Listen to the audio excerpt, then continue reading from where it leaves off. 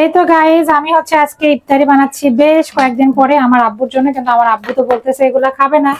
তারপর আমি বানাচ্ছি, আব্বু না খেলেও টেবিলে দিব আর কি। বয়স হয়ে গেলে একটা মানুষ অনেক বেশি অসহায় হয়ে যায়, তার কথা অনেকের বিরক্ত লাগে। সব মিলায় আসলে সে একদমই অসহায়, কারণ বয়স হয়ে গেলে আস্তে আস্তে শরীরের শক্তি কমে যায়। সে হয়তো অনেক কিছু করতে চায় বা করতে চেয়েছিল, পারে না। দিন শেষে তো আসলে একটা বৃদ্ধ মানুষ অসহায়। এজন্য মানুষ অনেক বেশি বয়স হয়ে গেলে না, মানুষ আর বেঁচে থাকতে চায় না। দুনিয়ার মায়া আসলে তখন থাকে না। দুনিয়ার মায়া তখন আসলে মানুষ মানে শেষ করে ফেলে, কারণ আমার শরীরের শক্তি নেই। দুনিয়াতে চলতে গেলে আপনার অনেক বেশি শরীরের শক্তি প্রয়োজন, অর্থবিত্ত প্রয়োজন। আপনি দিতে পারবেন যতক্ষণ, মানুষের কাছে ভালো থাকবেন ততক্ষণ। সব মিলে আসলে একটা বৃদ্ধ মানুষ অনেক বেশি অসহায়।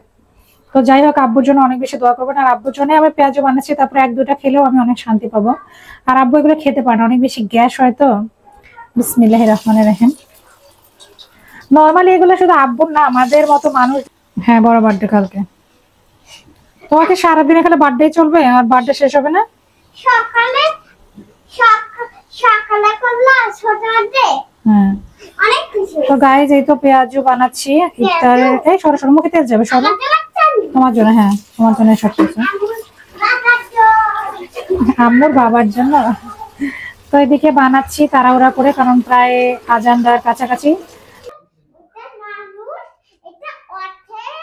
আজকের ইফতারি হচ্ছে এইটা। আমার আব্বুর জন্য প্লেট দিয়ে দিয়েছি। অনেকে আবার বলবেন যে কেন আপনার বাবাকে স্টিলের প্লেটে খাইতে দিচ্ছেন। আগেই বলি, আব্বু আসলে প্লেট কোনো ম্যাটার করে না, তাই না আব্বু? যেটা সেটাই আসলে স্টিলের বরঞ্চ খাওয়া ভালো, স্বাস্থ্যসম্মত। তো আজকে আমি হচ্ছে বানাইছিলাম, দেখেন বেশি ইফতারি আজকে তেমন বানাই না, আব্বু খাইতেই চাচ্ছে না। ছোলা, তারপর বুন্দিয়া, পেঁয়াজু, বেগুনি, আনারস, আর হচ্ছে কিটা খেজুর, আর হচ্ছে শসা। তো ইনশাল্লাহ কালকেরটা কালকে দেখা যাবে। আজকে আমাদের এতটুকুই হয়তো বা রিজেকে আছে বা ছিল, তো এতটুকুই রেডি করছে। তুমি থুতু দিচ্ছ কেন? আর আমার ছেলে দেখেন, তুমি কি রোজা আছো? হ্যাঁ, রোজা আছে নাকি দেখ। আর এই ফার্স্ট হচ্ছে আমার আব্বু কিন্তু রোজাতে আসলে। আর আপনারা অনেকে জিজ্ঞাসা করবেন যে আপনার আম্মু আসে না কেন? আমার আম্মু আসবে কেমন করে? আমার আম্মু মুরগি লাগাইছে আমেরিকা থেকে আইসা, মুরগি পালতেছে। যাই হোক, আসলে আম্মু আসতে চায় না কেন রংপুরে? আম্মু রংপুরে আসলেই অসুস্থ হয়, রংপুরের পানি আম্মু স্যুট করে না। তো ইনশাল্লাহ আসবে খুব সুন।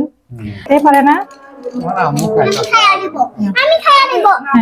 খাওয়াই দিবে। তো নানুকে খাওয়াই দিচ্ছে। মাশাআল্লাহ।